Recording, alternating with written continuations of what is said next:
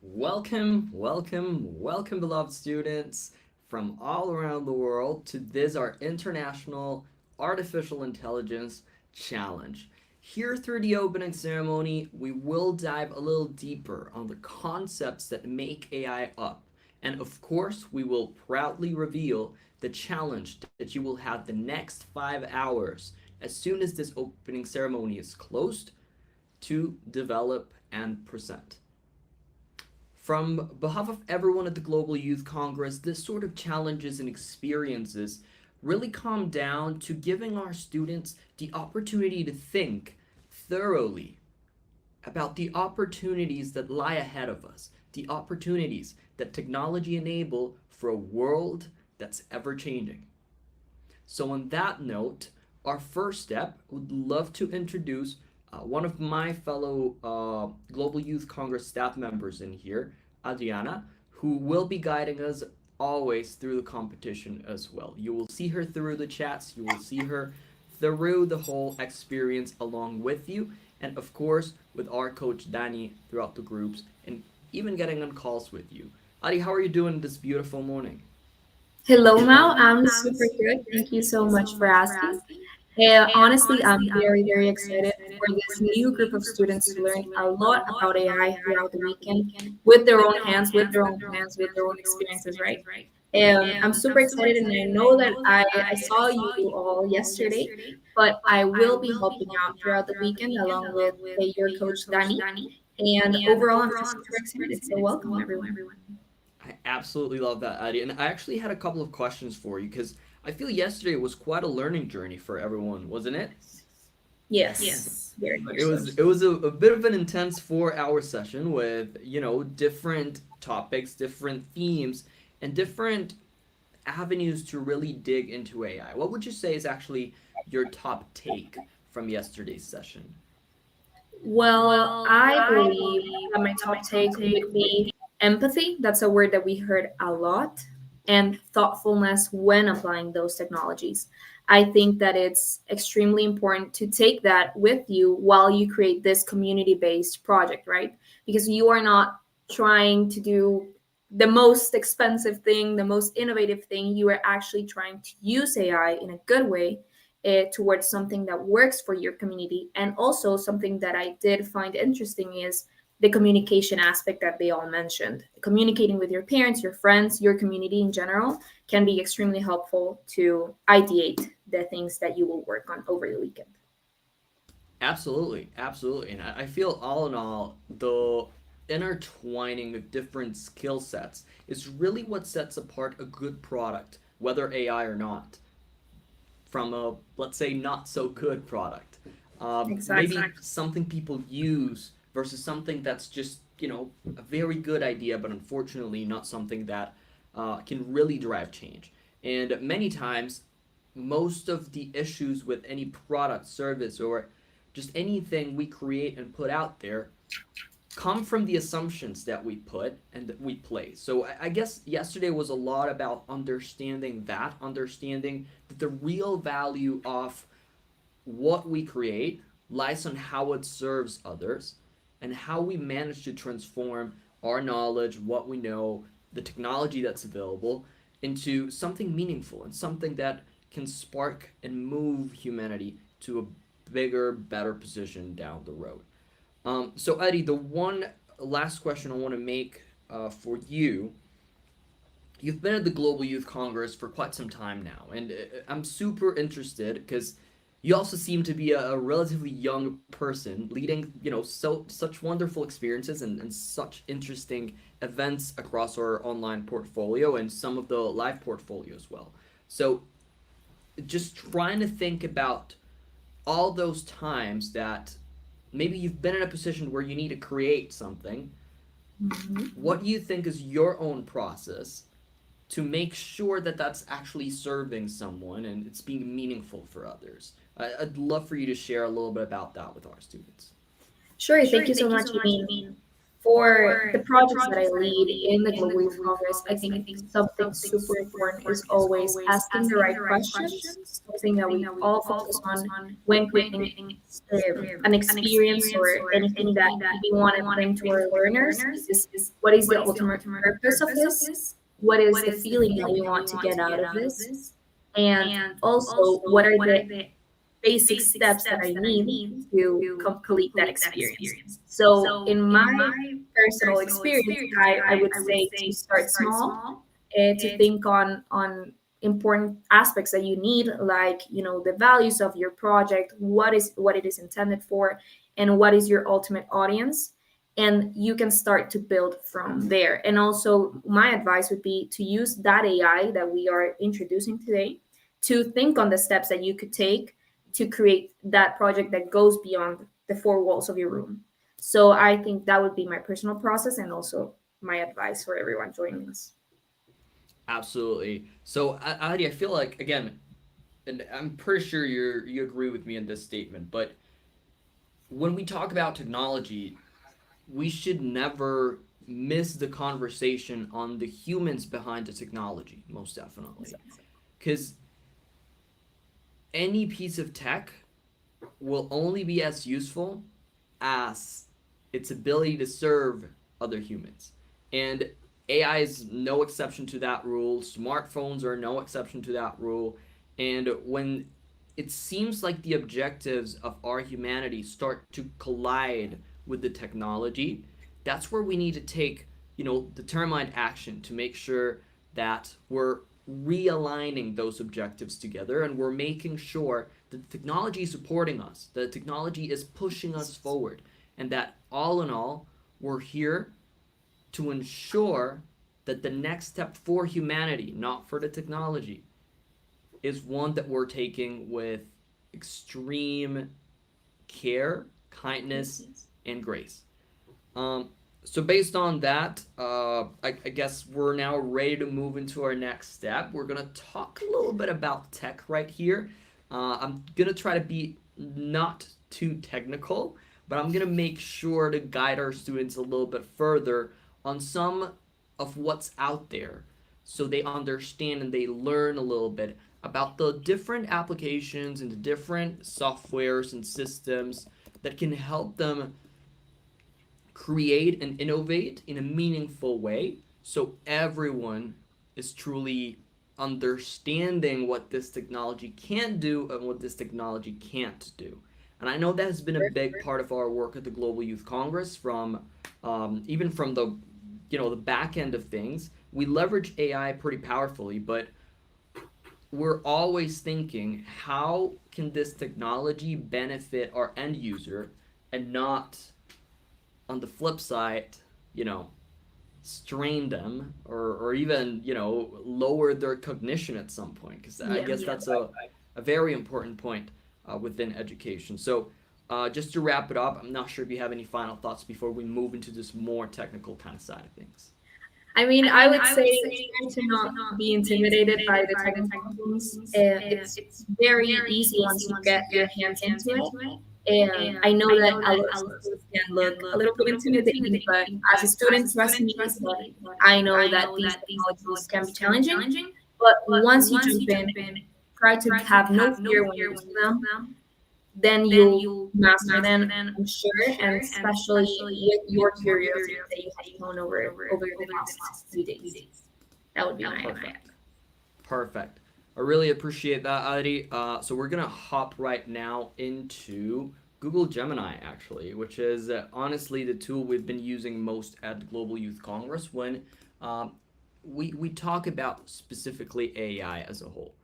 Um, Something that's super important to learn and understand about AI is, bottom line, that from a technology standpoint, we need to see it not as, this glorified chatbot that can do anything for us, but rather as a very sophisticated reformer of text and, inputs overall.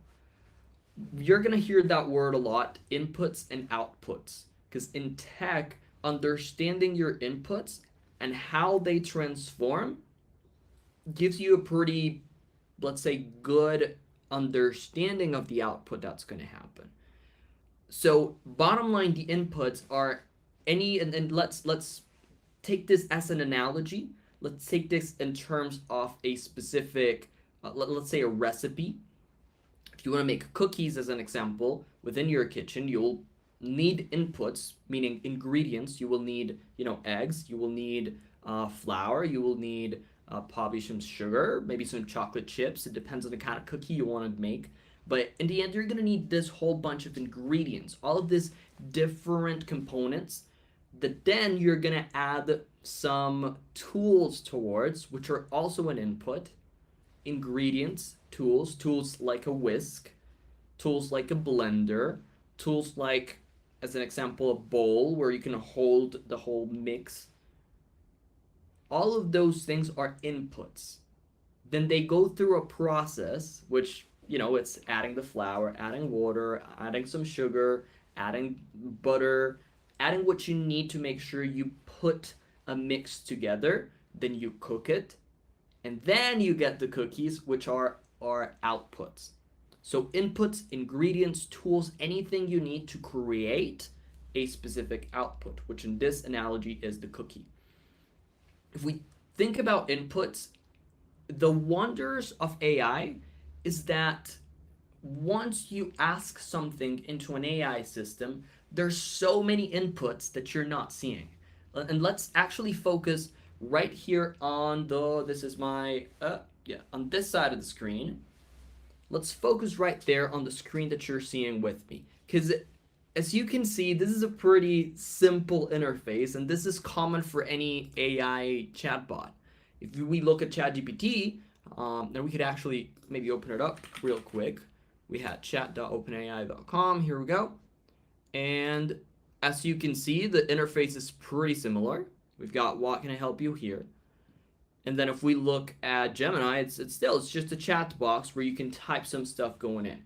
So that's one input. I can say, hi there. This is my input, this hi there.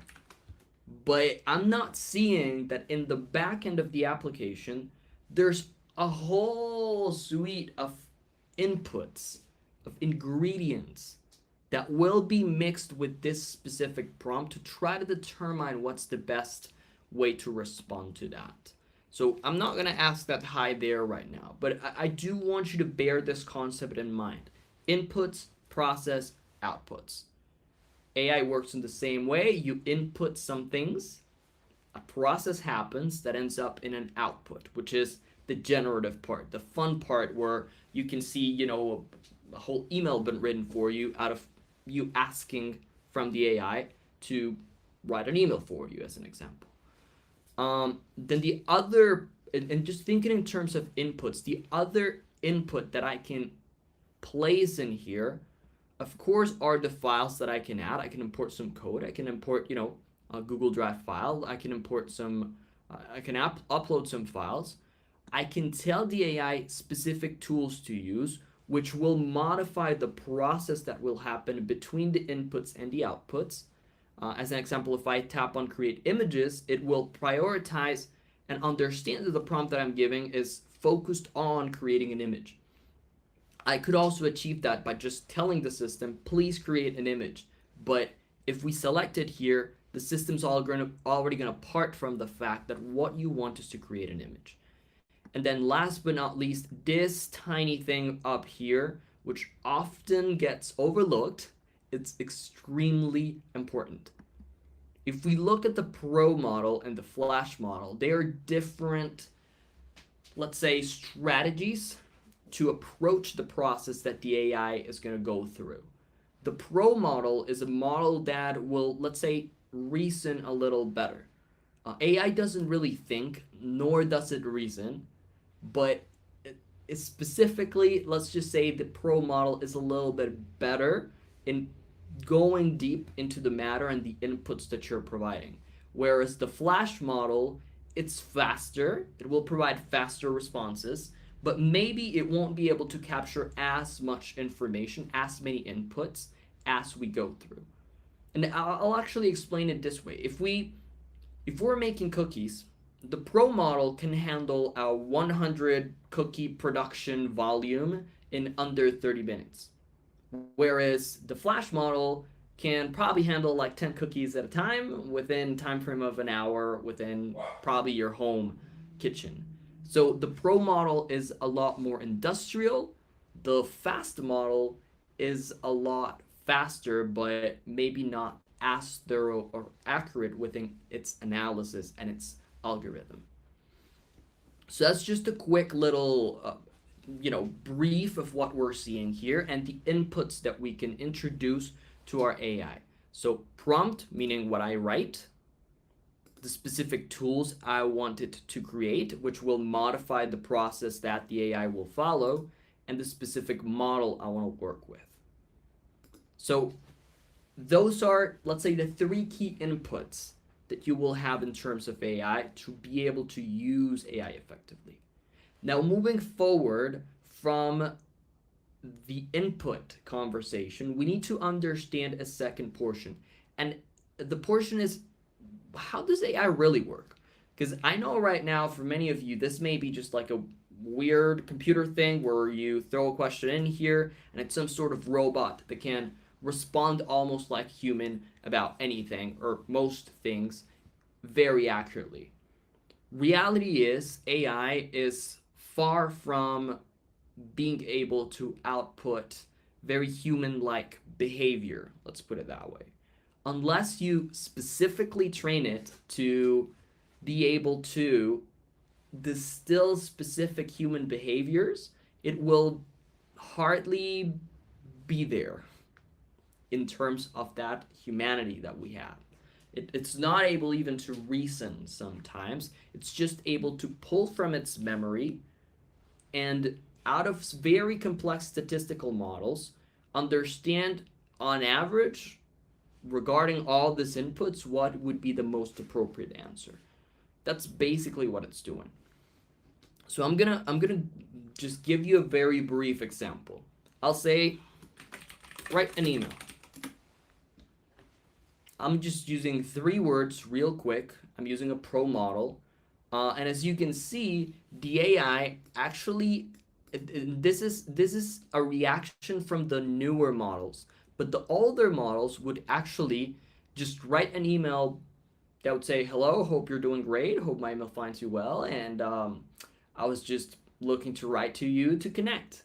That's it. It would just assume what you want to say on that email. Some of the newer models, and specifically the Pro model, it's fun because you can even see, you can show the thinking that the AI went through.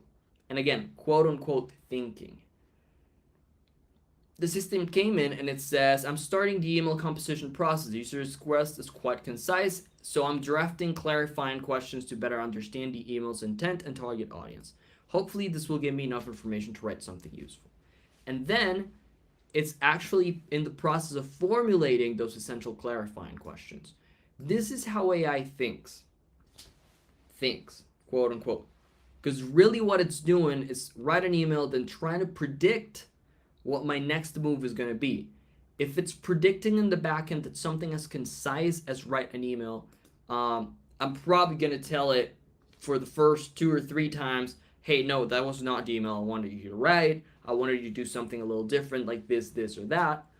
If that's what oftentimes happens, that's where it says most of the time when they write this very short and concise answer, it means the human is actually looking for me to propose some questions to guide his writing. So that's why the newer models are managing to achieve that. The older models, and by models I mean, this 2.5 as an example, is the, let's say, the app version of this specific Gemini model that we're using. But you can look at GPT-5, GPT-4o, GPT-3, 3.1 mini. There's a whole bunch of models out there from the different AI companies that work slightly different, but the overall objective is bottom line the same. The difference is mostly in the capacity that these models have. So the next thing, and again, you can see that you can actually just figure it out by throwing in write an email. within a specific AI model, and it'll start asking some questions for you. So this is where we actually want to start putting our own thoughts into the system and getting it to understand it. So let's say this email should be about the International AI Challenge. I want to send all of our students a welcome email with the brief attached. So I hit that, and it's gonna understand a little better what's going on, but it'll probably ask some more. It will either, oh, it looks like it's developing actually, outlining the email and developing the email, but sometimes it would ask me maybe a couple of extra clarifying questions. You can see the thought process for the AI in there. Welcome to the International AI Challenge. Your brief is attached. Hello, innovators and problem solvers. On behalf of the entire organizing committee, we're thrilled to officially welcome. And then again, it just brings all of this in here. Now, possibly a lot of this is going to be wrong. As you can see, kickoff webinar, join us on Wednesday, October the 15th. We are right now live on the kickoff webinar, so that's possibly not correct. The registration, it's suggesting me to add a link to the registration form, but it's not quite there. Registration deadline, it's saying it's October the 24th. Now, something that's funny though, as you can see, it's telling me you can register up until the 24th, but the kickoff is going to be on the 15th, so that kind of doesn't make too much sense. And this is where you really need to check information, because AI does something that humans also do and sometimes is not great, which is called assuming. And assuming leads to this sort of errors, because the AI is not programmed to tell you or to really question you deeply to understand, what you want to do and how you want to do it, at least not out of the box. There's ways to get AI to push you to think a lot more and provide a lot more context. But straight out of the box, if you're not doing anything special, then it's always going to generate any response that it believes correct. So this always needs continuous revision. So bottom line, this is the most basic function that AI can do. And I know you've used it before. I know you've tried it before. Maybe not with Gemini, but with ChatGPT or, Perplexity or Claude or, any of the other models out there. So I'm not going to dive any deeper into this specific section beyond just giving you a framework to prompt more effectively. And remember, prompting means writing instructions for an AI. Anytime you hear prompt, it's basically how you give instructions to the AI. And I'm going to use a very simple model, which is the RACE model. RACE stands for role, action, context, example. There we go. So bottom line, when you prompt AI, you want to make sure you provide this 4 core areas, at least if you're using it out of the box and it's an initial kind of setting. This is what's going to get you the most out of the system. So role, I want you to become a brainstorm partner for me to ideate a fun, or not fun, but an effective product. I will actually attach in here a document which has the guidelines for this event. Here we go. Effective product based on the guidelines of this challenge I'm going through. Ask me questions and challenge me to look at different perspectives. This is a very powerful prompt, and as you can see, I'm not just saying ask me questions, because what's going to happen there is it's just going to, again, ask you questions. But if you give the AI an identity a brainstorm partner. Well, brainstorming partner. That's a little better. A brainstorming partner. That's gonna give the AI a bit of an identity and a bit of a role from where to work from, with what stance.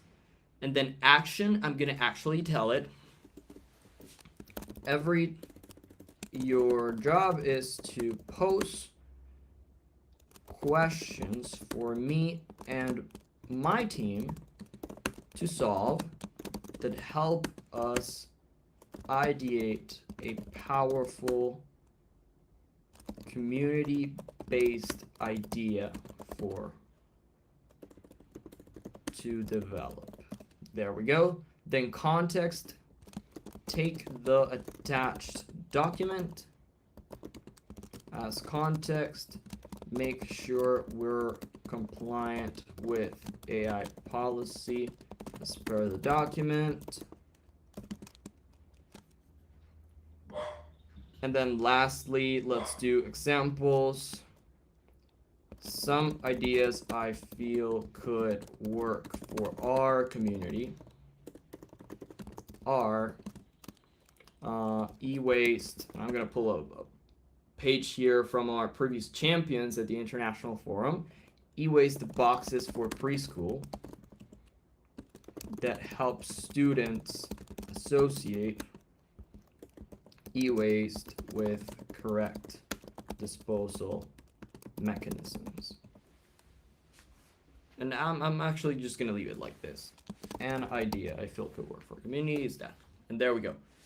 We give the role, as I said, we give the role, we gave action, we gave context, and we gave examples.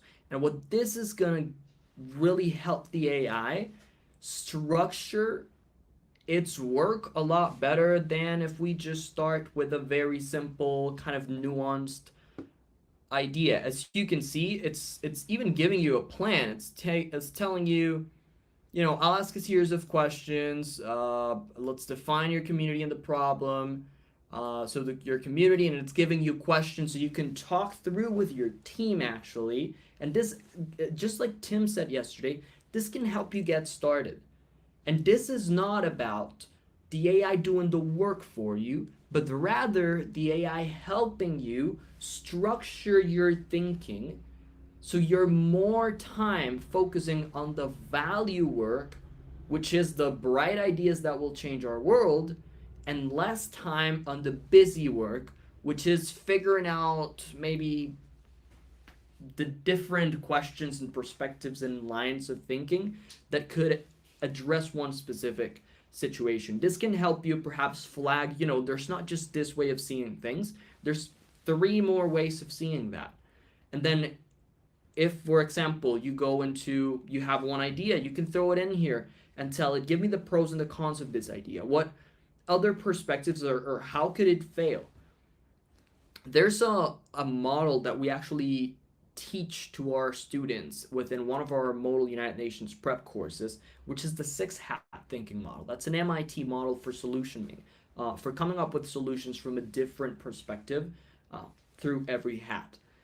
Gemini kind of knows about that, so you can go on Google, look for the 6 hats thinking methodology. You can get AI from a stable link. You can pull the study from MIT, throw it into AI, and tell it, teach me this. If it's Google, you can even use the guided learning feature, which will give you a scaffolded, very interesting approach to learning. And again, may not necessarily be tools that are all available within the free version, but again, just things food for thought. You can use those sort of features, or you can just go straight out of the box, throw in the study from MIT, and start, asking it, teach me what's in here. And it's really going to give you a brief summary of what's going on. It's going to give you a whole bunch of things that are crucial and that can really help you advance towards that objective that you have initially. So again, you know AI from this stance. I want to move and challenge you a little further into another feature. This may be a pro feature, but for the purpose of this challenge, you don't really need to know a lot about how to develop it. We will have a very special opportunity for all of you from the how to develop it, but Nonetheless, what you need to know is what's out there and how you can leverage it. This is really a critical thinking exercise for you all. Yes, you can use AI. Yes, you will need to understand the tools that are out there. And that's kind of what I'm doing right here for you, showing you what's out there. So you can later, as soon as we're going through the document of the challenge, you can later start to think about how you're going to integrate AI to power up your local community. So going into the features, I want to show you something, a feature that's called the gems, custom gems specifically. I'm gonna create here a new gem, and it's gonna give me this little interface. And again, most AI services have this specific feature. If we talk about Google Gemini, it's called gems. If we talk about ChatGPT as an example, it's called custom GPTs. But bottom line, what this thing is a pre-prompted, let's say, AI robot that you can use for repetitive tasks. So as an example, let's just say this is going to be my AI learning partner. Description, this tutor helps me understand AI better, faster. And then instructions. This is where we go back to raise. Which again, let's say it out loud if you can. Role, action, context, examples. Then role, act or serve as my AI tutor with everything related to understanding AI meaningfully. And I can keep going in here. Boy. I can keep going in here and throw in an action. If I ask a question, please make sure to research using only resources from Ivy League universities like Harvard, Stanford, MIT, Oxford, Cambridge, to solve my question. Then context, I could pretty much go into Google and start finding papers related to AI that come from Harvard, from Stanford, from MIT. Something else I could do here is always talk to me like I'm 10. Simply because that means it's going to explain it in a pretty simple way for me. Or actually, I'll not talk, because what this is going to generate is that the system's going to have a different tone. But if we, instead of talk, say, always explain to me like I'm 10 years old, it's going to pretty much give me a very simple kind of explanation of maybe some topics that could be extremely complex. And then within the context, I could tell it, leverage the resources in your knowledge as the first line of defense. If nothing is present there, you can search the web, and I'll reiterate this, using only to solve my question. And then examples, I could tell it, always present scaffolded back and forth conversation where you ask me questions to probe if I understood what you just explained. For example, if I am explaining inputs and outputs, I want you to make an analogy and ask me to identify the inputs and outputs. So bottom line, this is what we have. And something fun about Gemini is that you can click on this button and the AI will actually read the prompt that I just wrote. It's going to strengthen it so it's even better to be able to learn through this AI. And as you can see, there's a whole bunch of extra text which I would need to revise. And just, for a matter of time in the example, I'm going to jump straight into going for the preview. But normally, if I was not live with you all and I didn't want to take, up until Christmas here, I would actually go into an analysis and deepen my writing to make sure that whatever the AI threw in here makes sense and it's actually, what I intended. So that's a key point. And the last point that I want you to know is this knowledge section, because I can load resources. And I actually have right here within my files a whole bunch of AI resources from different Ivy League universities and, different sources that I want to make sure to add. I can only add 10 in it, but as you can see, I just added 10 PDFs with quality information that I already vetted that's coming in from Ivy League universities. And now I just hit save. The partner has been created and I just literally programmed myself an assistant. So I can tell it, hey, what's the best AI model out there? Let's see what it does. But bottom line, this is where things come into play pretty handy. I could even throw something maybe a little more complex, because this is actually going to be a very nuanced question. I personally think that there's not like a best model out there at this point in time. At some point, ChatGPT, OpenAI had the lead, but I just feel we have gotten to such a point where, the models are pretty, similar. And most of them can achieve very similar things. They're just a little better for certain specific tasks. For example, the Google models are usually better for research and pulling information from documents. Whereas OpenAI, I feel it's better for writing. It feels more natural, more human, if you train it correctly to write what you want to write. So that being said, here's a very interesting example. And it's, as you can see, I feel this is a lot of text.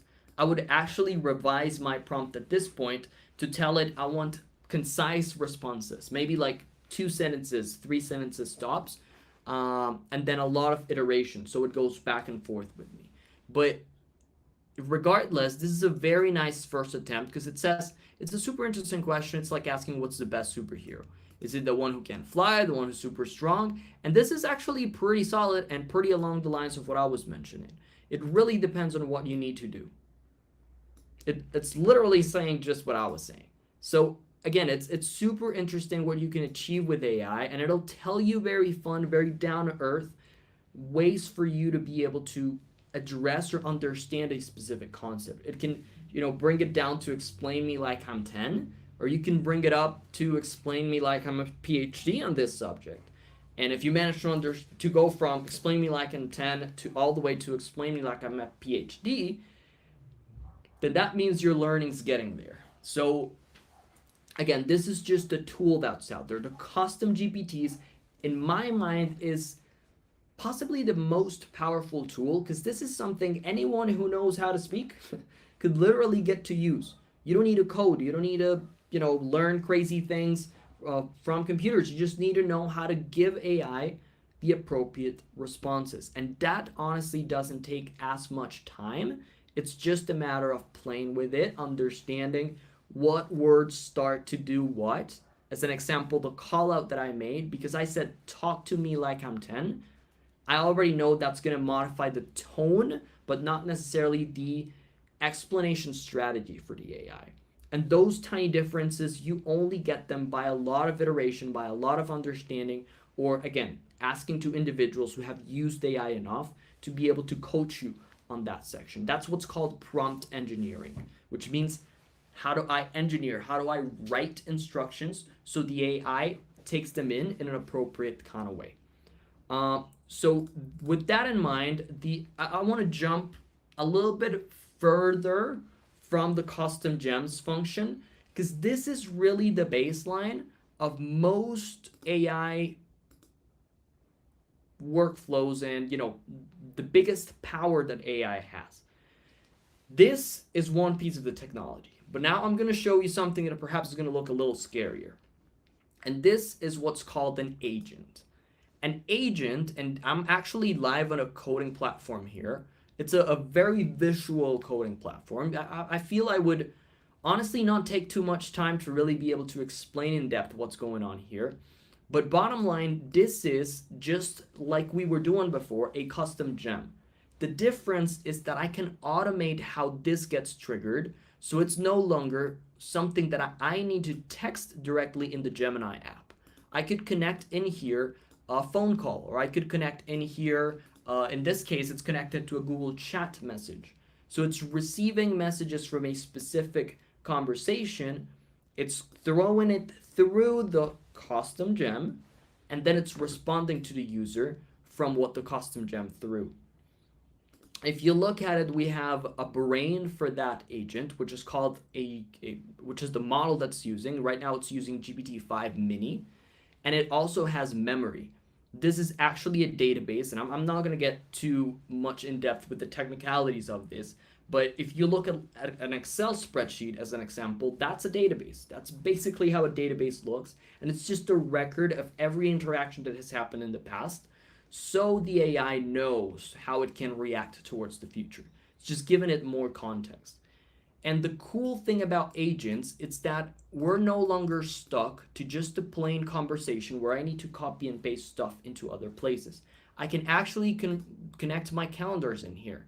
Or I could go in here and even, as an example, connect Google Docs and, build something here that says create a Google Doc within this specific folder and title it, you choose how to title it.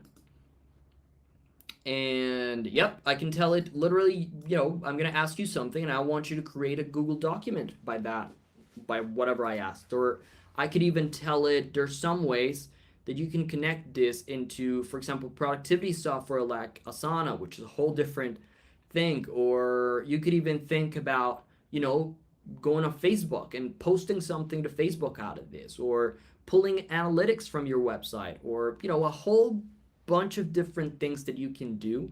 You can connect an agent to pretty much any service online. You can connect an agent to a phone, you can connect an agent to a text-based app, you can connect an agent to your work calendar, to your school calendar, to your homeworks, to what you learned last year, so you can reference it back by just asking it.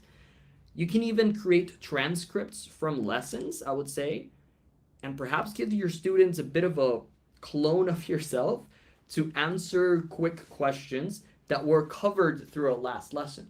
All of that can be done at this point with AI, and that's where agents come into play.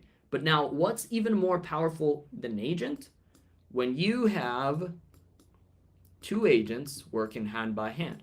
Because what I could do is have one agent that chooses what agent it wants to use. So I could tell it you're going to have a specific agent that's just going to pull information from the calendar. And then that one's specifically made and tailored so it pulls information from the calendar. Or else we could have another agent that's specifically for writing emails. So I train it specifically how I like to write my emails. And that's how we start to build a whole workflow of things. This is what we call an AI workflow.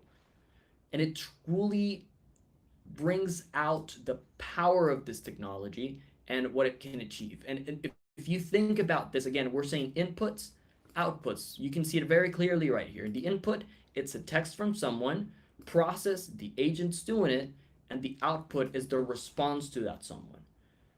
This is a very basic kind of setup for an agent, but I could go on and on with different use cases, and I'm actually going to show you on the back end. I'm actually, within two companies. One's called Fireside Technologies, the other one's called Global Youth Congress, which is where I spend most of my time. But this is our little AI playground on the back end of things. And if we look specifically at this one, this workflow is actually generating content ideas for social media. So in the end, what it's going to do, it's going to initiate writing. It's going to get a post, and then it's going to loop over items to write the specifics of a post idea. And this one right here is trained to be able to move into this other one who will extend the post into something meaningful. So yet again, where I'm trying to go here is there's a bunch of ways to really be able to power this up. And there's, we can get to these levels with this tool that's called NAN, or we could get to simpler levels where perhaps even it's a little easier and more, less technical of us to be able to use in that end. So again, this is just cool, great things that you can do. This is great ideas that we can truly bring a whole bunch of powerful technology to our service. And the last thing that I want to show you is this thing called Lovable. There's similar apps. The top ones are Lovable and Bolt. But bottom line, what you can do with this is just like I was doing here. I was talking with an AI. In this one, I'm still talking to an AI, but this one's building an app for me as we go. So it's super cool, and I'll actually be pretty, you know, I'm gonna move fast because we need to move into just teaching you and letting you know the specifics for the channel. But I don't, sorry, for the challenge. But I don't want you to go there without really understanding this first. This is the last piece that I'm gonna show you, and this last piece is all about building apps, and it's a skill that's called vibe coding. Vibe coding is good for those initial steps of an application. Let's actually tell something to this Lovable app. I want an Uber app that instead of sending me a taxi lets my cafeteria know I will be stopping by for donut in my next recess. So let's change from Uber to Uber Eats. Next recess. Make sure the colors are blues and it's easy and aesthetic. There we go. I will actually log in real quick. Sorry, I thought I was already logged in. And let me throw this in real quick. While this loads, again, the principle that we applied here is the same that we're applying within Lovable, all right? The only difference between Lovable and the custom GPT function or anything in that sort is really, the interface that's done for you. And I'm actually going to show you real quick here as the thing is building the app. Of course, the app's not going to be perfect. That's why I'm saying this is nice for a prototype, but not to launch a whole production in there. There's other AI-powered apps that perhaps are a little better if you really want to get professional with this. We still need software engineers to review this sort of things to make sure cybersecurity is in place. There's a whole bunch of things that are necessary. But as you can see, I just put a pretty simple prompt in here. I want an Uber Eats app that instead of sending me a taxi, or well, I should have said instead of sending me food, lets my cafeteria know I will be stopping for not a phone nut, but a donut in my next recess. It's interesting that I even, misspelled some things here just because I'm going a little fast. And I also introduced taxi. I'm keen to see what's going to happen there because the AI may kind of think, he said Uber and taxi, then he means actual Uber, not Uber Eats, but then he's also going to say Uber Eats, and the whole context is about food. So maybe, yeah, he does want Uber Eats. This is a bit of a nuance for the AI. So it's a fun little experiment to see what happens. And in just a few seconds, we will be able to see the app right here. The system's still, as you can see, I can do show all. It's actually generating the whole code for it. And some of these apps even let you, edit the code if you're a technical user and you understand what you're doing.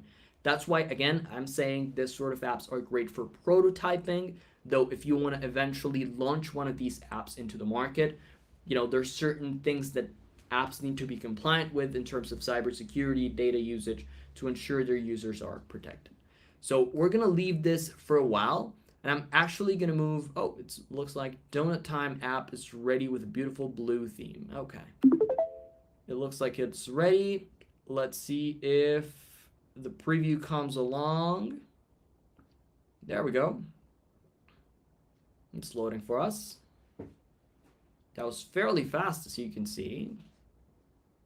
Interesting. And we now have a bit of an app here. Let's say I want, ooh, that Boston cream looks beautiful. And as you can see, it even threw in the photos for each of the donuts that it created. I want it for my lunch break. Here we go, and I want to confirm the order. And that's it. It looks like the order was confirmed, and we just created an app in a matter of seconds. I could order another donut, and maybe this time I want to go for the maple bacon. That sounds curious.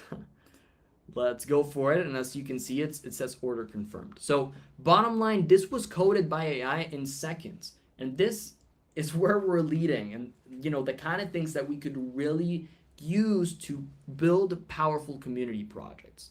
So now I want to move forward to stop with the whole surprise and actually show you what this challenge will be all about. And you will have this guide available for every single one of you to go through. But as of this moment, we do need your full undivided attention as we're about to present and talk about the challenge that you will be facing today. And I'm going to bring Ali back in here to help me through this process. We're going to be reading the document on for you step by step just to make sure everything's clear. And I can actually see you here on the stream. If there's any questions as we go, make sure to pop them on the YouTube chat, and we will be super happy to be able to respond to those questions for you all. Super, super, super important. Super, super, super important. Let's move on forward with our explanation. Ali, how are you doing? Welcome back. Thank you so much. I'm super, super good and ready to hear the challenge. Perfect. So let's get to it. Super important, and as we said yesterday, start with why. So our main goal today is to explore how AI can be a powerful tool for good, helping you design sustainable public benefit solutions for the communities that you call home. And I'm going to emphasize on public benefit because this is not just about, again, I can create cool technology, but about making technology that's useful for others. We want to empower you to see technology not just as code, but as a catalyst for positive change. Then we want to help you find your voice so you can share your amazing ideas with the world and inspire others to action. If we move forward right here, this is what your mission is for today. It's 2 deliverables, and you will have 5 hours to develop them. Deliverable number 1, your 1-page project plan, which I'll explain in depth in a second. Deliverable number 2, a 60-second social media pitch. Key aspect here, this challenge is played in teams. And your team is whoever is within your own school team.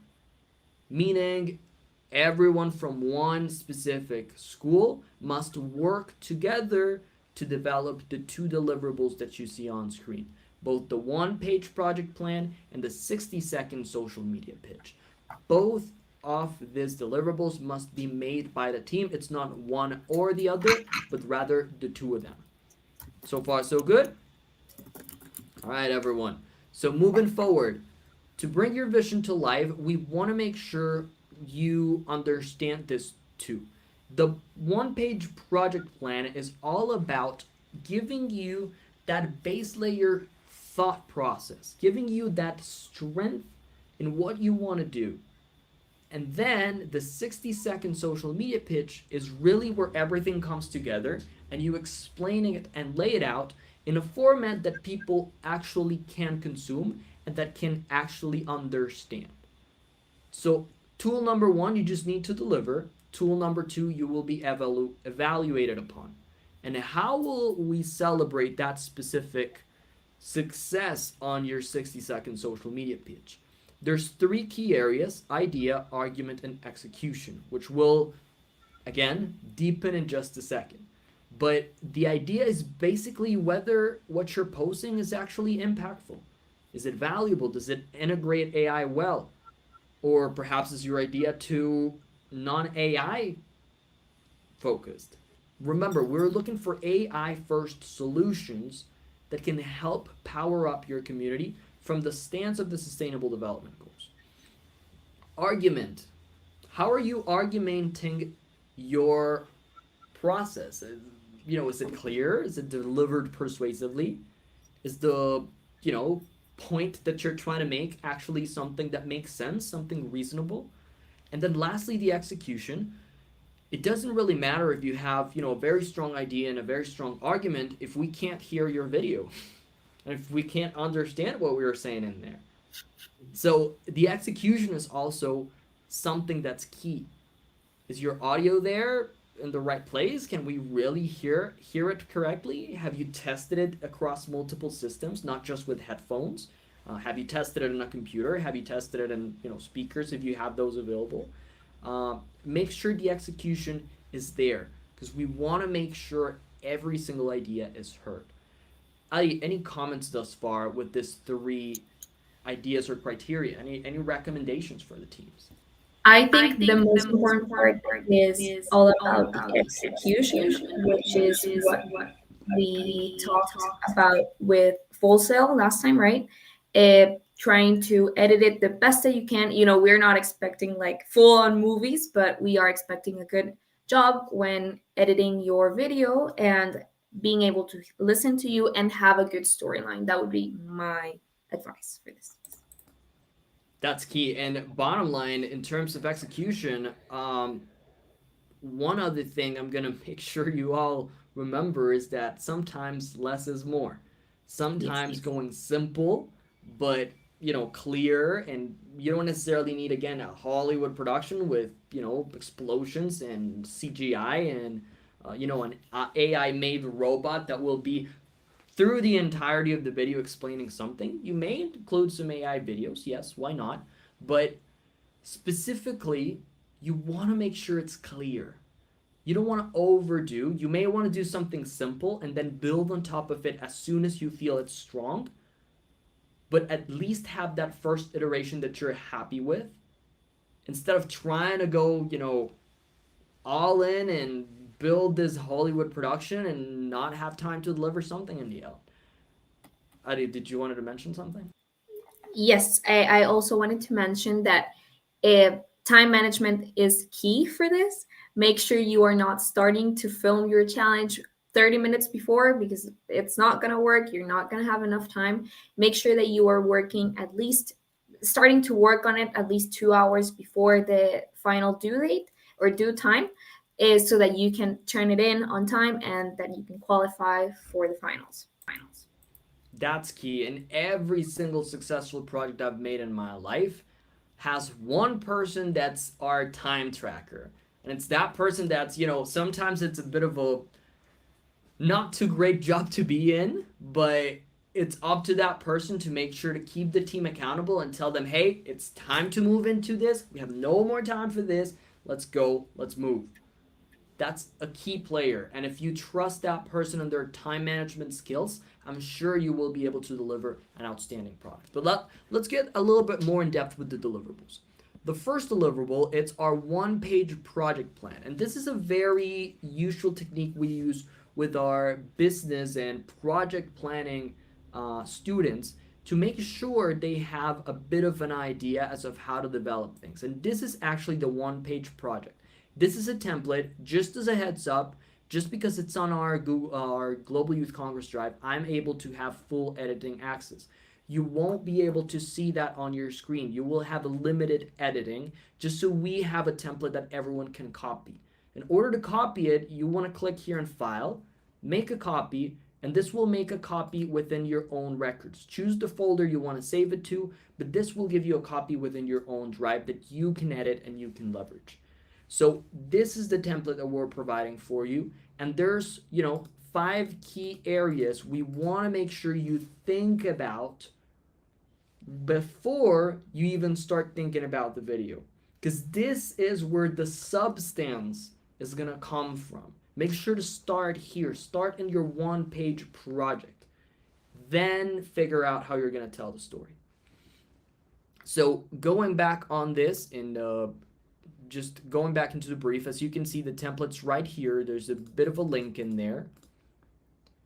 And you will find this guide within the participants dashboard in no time. As soon as we're closing the ceremony, you'll see a few minutes go by, and then you'll be able to see a button. So make sure to refresh the page so you have access to it.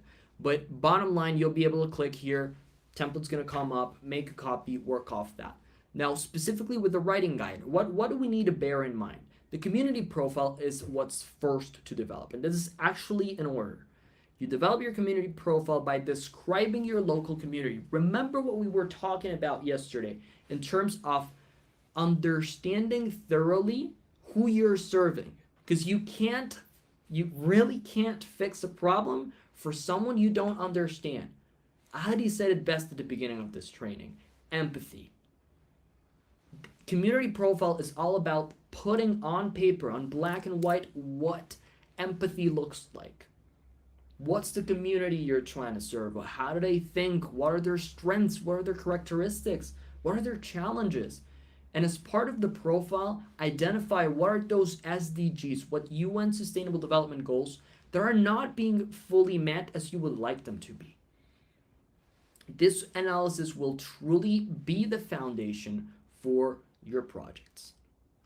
Now, moving forward into the problem. From the challenges that you identified within the community profile, we need to really settle down on one problem we're looking to fix. Don't try to solve the world. We have 5 hours. Remember that. Don't try to solve the world. Just focus on a specific problem you want to solve for that audience. Describe the tangible, real-world impact on the community. Remember, projects are not valuable if they're not solving something for someone. Projects are not valuable if the someone they're trying to serve doesn't exist. That's why we're starting with community profile and then with the problem. And it's not until we know our community and we know our problem that we can move into ideating an AI first product or service, which is the core of the plan. This should be a key deliverable because you must explain what the AI first solution idea is. You want to explain how your AI first solution works. Is it an algorithm? Is it a chatbot? Is it an app that you coded using vibe coding with Lovable? Or is it a workflow like the one I showed you on N8N? Is it a custom gem like the one I showed you on Google Gemini? What is it? You can even research other use cases of AI that can help you come up with a solution for those specific problems. But remember, even an algorithm like Instagram, every time you swipe down, there's an AI thinking what's useful for this person based on what they just watched. There's an AI there trying to predict what's useful and what you want to consume. So think about it. AI is everywhere. It's not just the chat that's on Gemini or ChatGPT. It's not just a custom gem. It's not just the weird workflow thing that Mao showed us. And I don't really understand that much, but it's cool. And it's not necessarily just the Lovable app with the whole, let's throw in a couple sentences and code a whole app. There's a whole bunch of ways to use and leverage AI, from Siri and Alexa all the way to, this weird, new, forward-thinking breakthrough technologies and ways of applying AI that we have. Then the project launch. No, and again, we're working from the top to the bottom. Your AI-first product and service will not be useful if nobody knows it, if nobody understands it's there, if nobody sees the value on it? So how are you going to launch it? How are you going to get it to people? How are you going to educate your community that your project and your idea can really help them thrive and can really help the community move forward? So it's specifically in terms of clarity. And lastly, sustainable impact. How are we making sure there's a long term? This is not just a one day, one thing kind of play. How do we describe the long term positive change around the project that benefits the public thoroughly? That's the key aspect of our, and then the, let's say, the cherry on top of the cake of our 1-page product plan. So again, make sure you go through each one of these 5. I would even encourage you, grab this guide, throw it into a custom gem or an AI, and get it to ask as many questions as you can by each one of this. Guys, this will help you have a strong conversation with your team. It will help you all put your thoughts on the table, and it'll give you a lot of information that perhaps you didn't even have before. So again, community profile, problem, AI first product or service, project launch, sustainable impact. And lastly, evaluation. Evaluation for your project plan. We're going to award 5 points just for delivering this piece on time.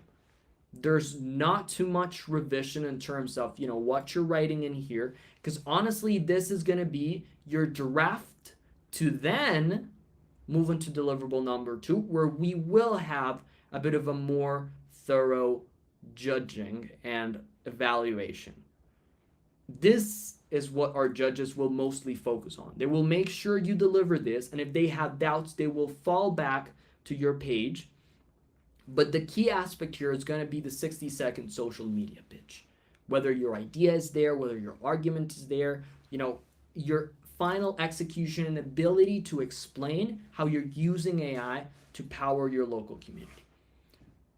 So let's think about, how do we create a dynamic, persuasive, and memorable video that convinces potential investors to fund your vision? That's going to be the objective that we have for you today. Your pitch should be designed for a social media audience, which means it needs to be fast-paced, it needs to be engaging, but it also needs to be authentic.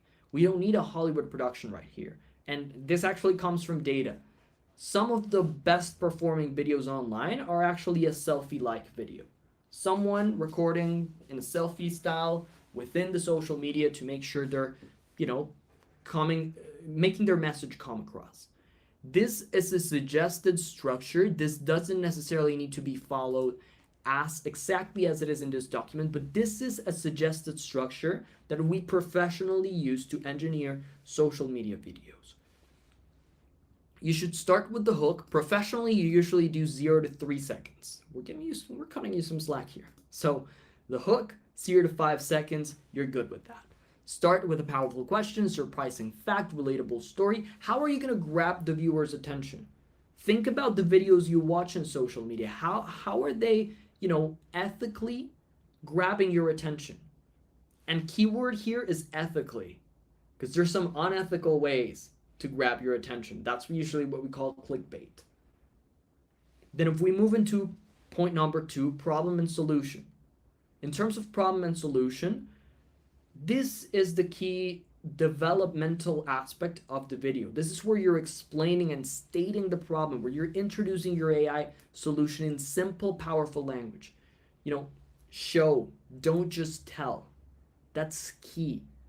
Show the problem. Where's the problem? What's going on? Don't necessarily just say, my community has this problem. What do you think would be more effective? If I were to tell you my community has a, waste recollection problem, or if I were to show you a nasty photo of a broken trash bag in the middle of the street with cars going through at 60 miles an hour and splashing the trash across everyone and telling you this is a problem. Unfortunately, my community doesn't really have as much resources as we would like to collect its waste properly. That's already basically the challenge that we're looking for. Now we move into the ask and vision. Specifically about the ask and vision, We want you to end with a clear and compelling call to action for others to understand, you know, what we want, what you want us to do. This is where you invite people into the action. This is where you ask for that investor fund. This is where you make sure your message comes to a wrap so people understand what is it that you want them to do, and also what is it that they could do to help if they're interested. Some technical rules that are important here: your audio must be crystal clear, and this is a key aspect. Place very close attention to minimizing background noise, because again, if we can't hear the audio, it's going to be hard to be able to, give you the points for it, even if your script was, amazing and all you wanted to develop was amazing. Now, you must film vertically. Make sure you film vertically, and we're not expecting you to film with a, big camera or anything. Any phone is fine. Even if the camera quality is not amazing, that's fine. Make sure you focus on the audio, and I'm going to be super clear on that point, because the audio usually is a lot less forgiving than the image. You can wing it with maybe even throwing and splashing some images in there that are AI generator or whatever, but not necessarily with low quality audio. So make sure your audio is clean, it's transparent, and it's, again, easy to understand. Then at least one team member must be visible and speaking on screen at some point through the video. That's key to understand. Moving up next, the AI generated footage and images are permitted. They must include that clear, visible, on-screen note, though. If you're generating images with AI, whether it's a video or a still image, you want to make sure the video says it. AI generated. Okay? And then last but not least, you can edit if you want to use tools like CapCut, which is totally free. It's 100% free. You can download it and use it to edit your video. If you have an Apple device, usually they have this app called iMovie, which is also pretty good. There's other apps allowed. The beauty about CapCut is it's available in any system, and again, it's free to use. And then lastly, also you can edit with the Instagram and TikTok apps directly within the app, if that's, suits you best and you've used it more even. You don't necessarily, again, this is not an editing exercise. This is not about, pulling out a whole Hollywood level production out there. It's about crafting a compelling message that people want to hear and that people want to consume and that people can relate to, especially your local community. Then moving forward and onwards, the evaluation criteria, again, as I said, it's going to be on the idea, the argument, and the execution. And we're going to be a lot clearer here because this is the judging criteria we're going to be using. You want to make sure your idea is impactful, and here's a guideline as of what an exemplary impact means for us. The project does tackle a critical, well-justified community problem and has potential for significant, measurable, and scalable positive impact. It's not about, again, it's not about how big. Think about that. It's not about how big. It's about how valuable it is for your community. Then AI integration. Let's make sure AI is at the center of it. How are we creating an integral, view that's creative with all the tools that you just learn and that with all of the knowledge regarding AI that you just, brought into yourself from yesterday? How are we integrating AI as in an AI first matter? Then we've got value. How do we prove the value that's being generated? And again, this is all in the idea segment. An argument, clarity, delivery, and adherence to project plan. How connected is your argument to what you listed on your project plan? Although that's supposed to be a draft for you to structure ideas, there needs to be a clear connection from your project plan into the video. Because again, the substance is going to come from that project plan. Delivery, how are you delivering? Is there energy, is there confidence within your ultimate delivery? And then lastly, clarity. Is there a clear argument that's structured, that's coming around? Can I follow what you're saying, or is it confusing and you're going through the branches? That's bottom line what we want to hear in terms of clarity. And then lastly, execution, visual and audio. Is the audio clear? Pretty much that's the key aspect. Does the video meet the technical requirements? Is it recorded vertically? Does it look like a social media like video? And then specifically authenticity. Does this feel over scripted and personal, or is this really part of your team's unique voice and it shows that deep, authentic connection to the problem? That's what we want to see. Some general rules to bear in mind are going to be down here. Again, all work needs to be student generated and original. You can't ask AI to generate the script for you. Don't do that. Get AI to give you questions so you generate the script and you clean it, but it's got to be your work. You can, again, use AI as a contributor, but don't use it as something that will replace you. Student autonomy. Again, you will have this 5 hours to work independently on this. Your teachers can coach you and they can clarify rules if they're there with you, but they can't give you the answers, okay? This is a student-centric exercise, meaning it's up to you guys to figure it out. And then strict time limit. Again, the 5 hour work period is absolute. All final deliverables must be submitted at the end of this period through a Google form that you will also see along with the guidelines within the participants dashboard in no time. Integrity and collaboration, this is key. We expect, participants to maintain a model of fairness, of integrity throughout the whole competition. Ethical AI use, which is a little bit explained further within our policy, which I'll get to in just a second. And then rule clarification and arbitration. If you have any questions about the rules or anything, we will be there to help you. We will be there to clarify, and if needed, we could even, issue a specific clarification or decision that will communicate to all teams to make sure, again, that the rule is binding and that everything is as clear as possible. Then moving forward, AI use policy. Just again, the golden rule here is that your final submission must really reflect your team's unique ideas. We don't want general AI ideas. We want your voice, your ideas behind this project, your critical thinking. I'm not sure if it was Matthew or who was it yesterday that mentioned this. AI can give you, a whole bunch of text, but it can't tell you what your community needs. That's basic rule of thumb. So if you understand that, we want you to be the one that's understanding that community, leveraging the value, and making sure you're putting it out there in the best possible way. So again, ethical uses, you can brainstorm and research, you can draft for support, you can help it plan or kind of script initially, but then you want to modify and make sure you're not, and this goes into the unethical use, copying and pasting straight from AI. Your final creation cannot be used, to generate your entire project plan or the video script from one single prompt. You need to iterate to really be able to find something that's powerful.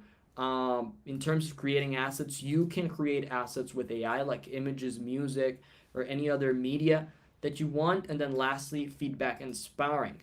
You can use AI, as a sounding board to get feedback on how it's going. Ask the AI, how is my script going? Is this hook powerful enough? What other hook ideas could we use?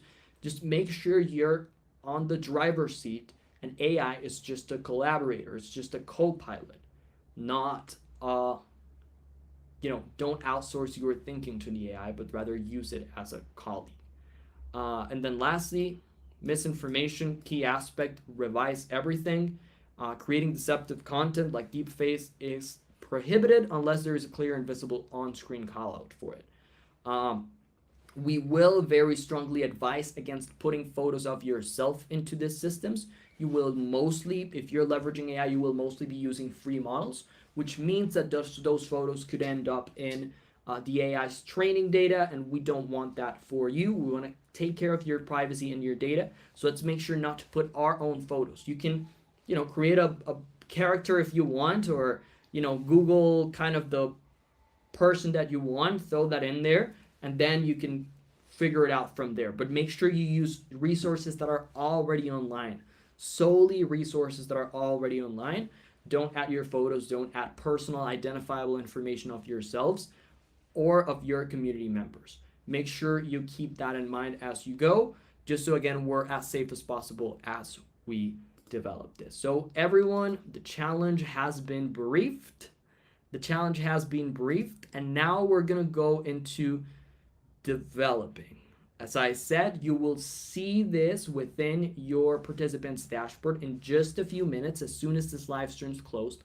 And we will initiate another live stream, which we recommend as you go through the entire challenge. Make sure you always have on, because we may change a couple things along the way.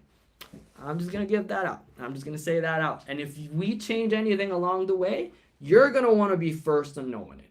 And how do you know it? By being online in the second live stream we will have. Every few minutes we will have some information, general things going on in there.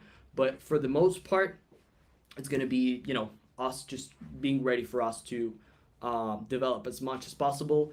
And if you have any questions, feel free to ask, of course.